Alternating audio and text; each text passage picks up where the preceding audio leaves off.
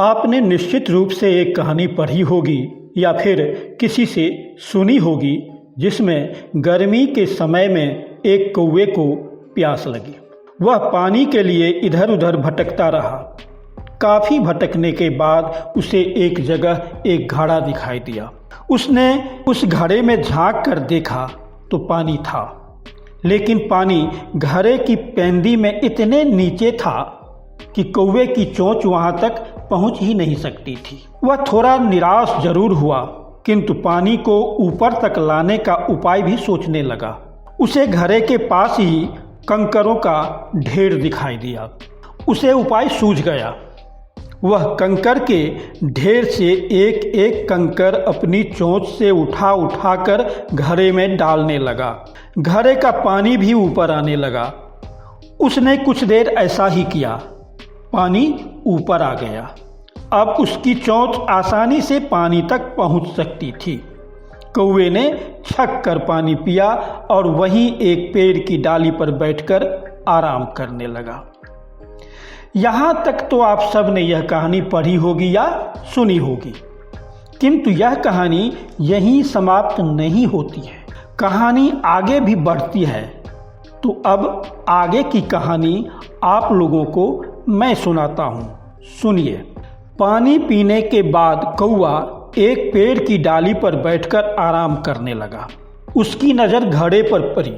फिर न जाने उसके दिमाग में क्या आया। वह पेड़ से उतरकर फिर से घड़े के पास आ गया। घड़े में झांक कर देखा। घड़े में अभी भी पानी ऊपर था। वह थोड़ा परेशान सा हो गया। अब वह घड़े की पैंदी में अपने चोंच मारने लगा। बहुत देर तक वह चोंच मारता रहा, लेकिन घड़ा फूट ही नहीं रहा था। वह परेशान था। उसने सोचा कि इस घड़े का फूटना ज़रूरी है, किंतु काफ़ी थक चुका था। फिर भी उसने चोंच मारना नहीं छोड़ा। इतनी परेशानी तो उसे पानी ढूंढने में भी नहीं हुई थी। थोड़ी देर रुककर सुस्ता लेता था और फिर घड़े की पैंदी पर चोंच मारने लगता था। उसने बहुत मेहनत की, थककर चूर चूर हो गया। उसे घड़े की मजबूती पर गुस्सा आ रहा था। मन ही मन बनाने वाले कुम्हार को गाली भी दे रहा था। वह मेहनत करता रहा। अंत में घड़े की पैंदी फूट गई। उसके अंदर का पानी बहकर मिट्टी में मिल गया। तभी एक दूसरा कौवा जो बहुत प्यासा था वहां पहुंचा। उसने घड़े से पानी को बहते हुए देखा। उसने अपनी चोंच से उठाने की कोशिश भी की, लेकिन पानी को तो मिट्टी सोखती चली जा रही थी। वह प्यासा कौवा निराश नज़रों से पहले कौवे की तरफ देखने लगा। पहला कौवा उसकी निराशा देखकर मुस्कुरा रहा था। उसे लग रहा था कि उसकी मेहनत काम आ गई। उसे लगा कि उसकी थकान मिट गई है। उसे अपने आप पर गर्व होने लगा।